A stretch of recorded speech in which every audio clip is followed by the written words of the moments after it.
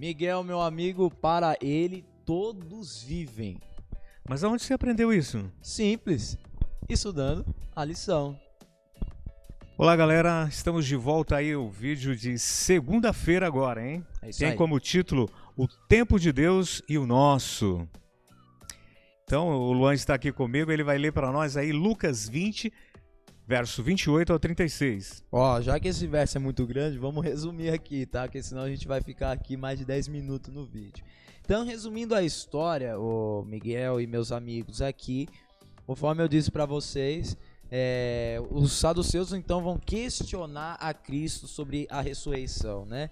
Moisés, verso 28, Moisés nos deixou escrito que se o irmão de um homem morrer e deixar a mulher sem filhos, este deverá casar-se com a viúva e ter filhos para seu irmão.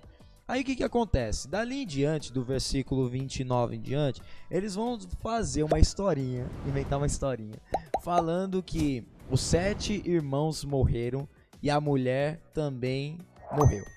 Essa mulher casou com todos os 7 irmãos. Aí eles questionam a Cristo: Jesus, quando acontecer a ressurreição? Aí começa a brincadeira.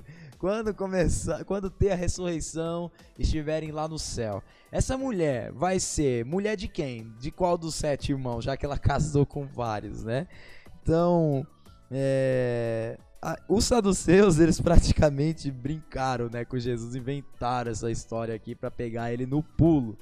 E quais eram então, Miguel, os pontos em que os saduceus estavam errados e Jesus corrigiu aqui nessa história?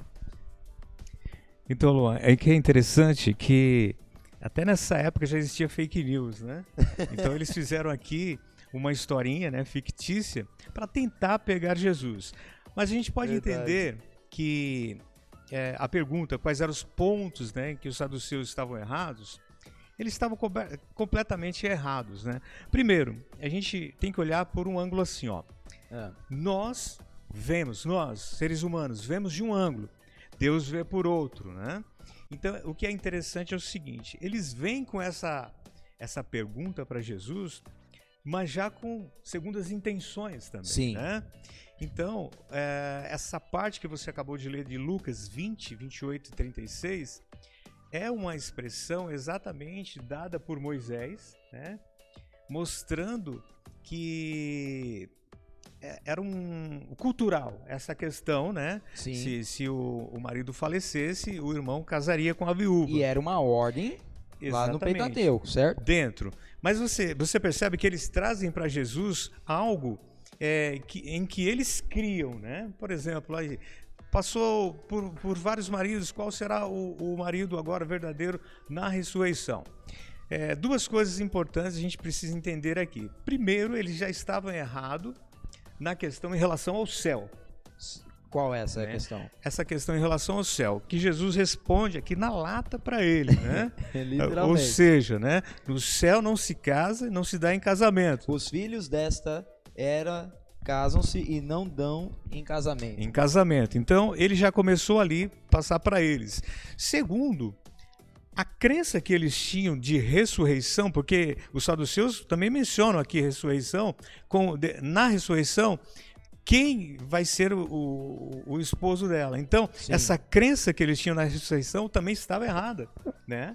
Já estava errada. Então, Jesus aqui, ele passa para eles aí algumas informações dentro desse contexto verdadeiro agora da ressurreição, né? E uma coisa que chama a nossa atenção aqui, ao eles trazerem para Jesus essas perguntas, eles tiraram conclusões, né? Conclusões precipitadas. Então, tirar conclusões precipitadas daquilo que nós achamos ou pensamos é insensato. É insensato por quê? Porque nós sabemos que o rei do universo, ele não pensa igual a gente pensa. Então eu não posso tirar um pensamento errôneo sabendo que Deus pensa de outra maneira. Né? Então eles erraram neste ponto aqui, Jesus ali o corrige, trazendo as verdades da ressurreição dentro desse contexto, né? Perfeito. Então, qual que é o próximo verso aí? Ainda é da historinha aí, certo? Exatamente, é o verso 37. Leia para nós aí. Diz assim, meus amigos, ó.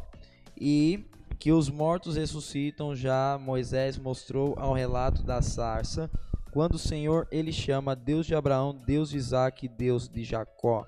Aqui, né, esse versículo bíblico, como eu estou lendo na nova versão internacional, está um pouquinho diferente. Mas em outras versões bíblicas está se falando a palavra eu sou. O eu sou o Deus de Abraão, de Isaac e Jacó. O que essa palavra, esse verbo ser, o verbo ser, eu sou, o que significa? O que tem de importante nessa palavra aqui? Então veja bem, a questão do eu sou, a gente pode interpretar o seguinte, ó. Eu sou está dentro do tempo, mas do tempo de quem? Do tempo de Deus, né? Então, a expressão, né? Eu sou, você vai ver quando Moisés também faz alguns questionamentos para Deus, né? Mas o que eu vou dizer lá no Egito, né? Não, você pode me falar que o eu sou está mandando você fazer isso. Então, aqui ele se identifica como um quê? Como um verbo. Um verbo, né? Sim. Então, nesse caso aqui, o eu sou, ele está dentro do tempo de Deus. E o que é interessante, que nos chama a nossa atenção, é a questão da lição, né? Aqui fala, eu sou o Deus de seu pai, o Deus de Jacó. Quando Deus falou essas palavras a Moisés, aqueles 3 patriarcas já estavam mortos. Sim. Então, mas ele fala na primeira pessoa, eu sou ainda o como Deus assim? dele. Eles já morreram, né? Então você percebe que o tempo de Deus não é o nosso tempo. Ele era para ter falado, eu era o Deus de Abraão, Isaac e Jacó. Exatamente. E quando ele fala eu sou, é como se ele estivesse falando assim, olha, não existe nenhum adjetivo que você coloque depois do eu sou, depois do verbo, que vai me completar. Então, se você entende assim, eu sou o libertador, eu sou muito mais do que o libertador. Eu sou o Salvador, eu sou muito mais o Salvador.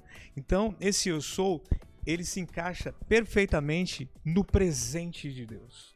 Legal. Né? E aí nos remota ao título, né? Para ele, todos nós vivemos. Sim.